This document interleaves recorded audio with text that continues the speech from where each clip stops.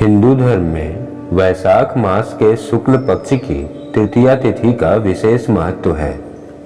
इस दिन को लोग अक्षय तृतीया के नाम से भी जानते हैं। इसी तिथि को भगवान परशुराम का जन्म भी हुआ था। परशुराम भगवान विष्णु के छठे अवतार माने जाते हैं। उन्हें न्याय देवता भी कहा जाता है। लेकिन अब सवाल यह उठता है कि इस न्याय देवता ने आखिरकार अपनी ही माता का सिर क्यों काट दिया। पुराणों के अनुसार भगवान परशुराम महान ऋषि जमदग्नि और माता रेणुका की 5वीं संतान थे। एक बार परशुराम की माता रेणुका आश्रम के पास नदी में स्नान करने गई थी। वहां पर उन्होंने राजा चित्ररथ को अन्य अप्सराओं के साथ स्नान करते तथा क्रीड़ा करते हुए देखा। राजा चित्ररथ दिखने में बहुत ही आकर्षक और सुंदर शरीर वाले थे। अन्य अप्सराओं के साथ उनकी क्रीड़ा को देखकर माता रेणुका के मन में विकार उत्पन्न हो उठा और वो राजा चित्ररथ को देखती ही रह गई। इसी कारण उन्हें स्नान करके वापस आश्रम आने में देरी हो गई। जब रेणुका माता स्नान करके वापस आश्रम लौटी तो उनके हाव भाव बदले हुए थे तथा उनके मन में अभी भी वही दृश्य चल रहा था। क्योंकि ऋषि जमदग्नि एक महान तपस्वी थे, अतः उन्होंने अपने तप के बल पर संपूर्ण बात का पता लगा लिया तथा माता रेणुका का मन भी जान लिया। यह देखकर ऋषि जमदग्नि को इतना क्रोध आया कि उन्होंने अपने सबसे बड़े पुत्र को अपनी मां का गला काट देने का आदेश दे दिया। उनका सबसे बड़ा पुत्र अपनी मां के प्रेम में ऐसा नहीं कर पाया।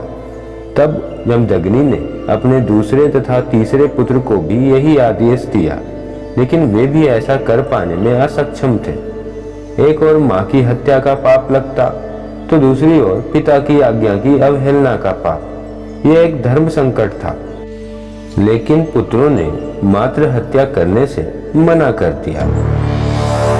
अपने पुत्रों द्वारा स्वयं की ऐसी अवहेलना किए जाने पर ऋषि जमदग्नि को काफी क्रोध आया और उन्होंने अपने तीनों पुत्रों को श्राप दिया कि वे अपना विवेक तथा बुद्धि और ज्ञान खो देंगे। इसके बाद ऋषि जमदग्नि ने अपने सबसे छोटे पुत्र परशुराम को अपनी माता रेणुका का मस्तक धड़ से अलग करने का आदेश दिया। पिता का आदेश मिलते ही परशुराम ने बिना देर किए एक पल में ही अपनी मां का सिर धड़ से अलग कर दिया। देखते ही देखते मां निष्प्राण हो गई तथा लहू की धारा फूट पड़ी। यह देखकर परशुराम के पिता जमदग्नि काफी प्रसन्न हुए। उन्होंने परशुराम से खुश होकर कोई वरदान मांगने को कहा। भगवान परशुराम ने समझदारी से काम लेते हुए अपने पिता से 3 वर मांगे।